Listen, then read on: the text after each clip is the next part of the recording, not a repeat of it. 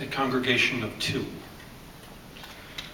Walking up the hill one Sunday morning in early spring, still edged in winter, the air was crisp and bright and clear to chase the receding shadows between the buildings, with shadows stacked in thin alleys untouched by the warming glow where the chill still cut clear and very cold.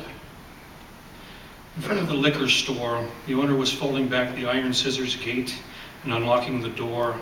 As I waited for him to open, I noticed the gray-haired old bushbeard in his straggled coat with holes. He was sitting on the curb in front, looking away past the hills to the clipped slit of the bay in the distance, barely visible through the buildings. When the store opened, I went inside, counted out my handful of change, and palmed the 2 brown bags. On my way heading out, the old man sitting on the curb was still contemplating the little slip of sea. And I went where the tug of intuition led. I did what my heart told me to do. I sat on the curb 3 feet down from the ragged old man, who was slightly irritated and ignoring my presence. I cracked the top of my tall boy and without saying a word, sipped it, sighing audibly. I set the other tall boy on the curb between us within easy reach of the old man. He ignored me, he ignored the beer, and continued looking into the distance. After more sippings, I reached over and moved the tall boy some inches closer and cracked the top.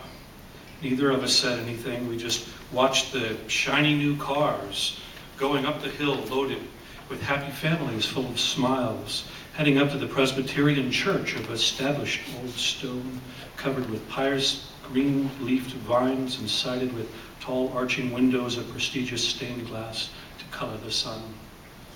The bells on the top of the hill began ringing to announce the morning services, and almost a minute later the bells sounded in the tall white steeple for the Baptists at the base of the hill. As both strains tangled in the air, harsh and jagged, the jangled, clashing strains rose to a manic din of discordant clangor. The Presbyterian bells finally stopped, and the few notes left to the chiming of the Baptists played to its finish.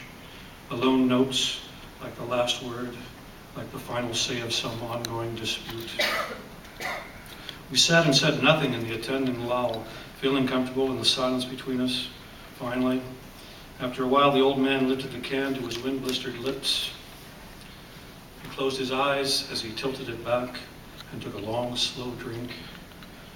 And after a time, he finally said, "I was just sitting here without a cent to my name, watching the nice church people drive by, and I was just saying to myself, Jesus, if you really loved me, you'd buy me a beer."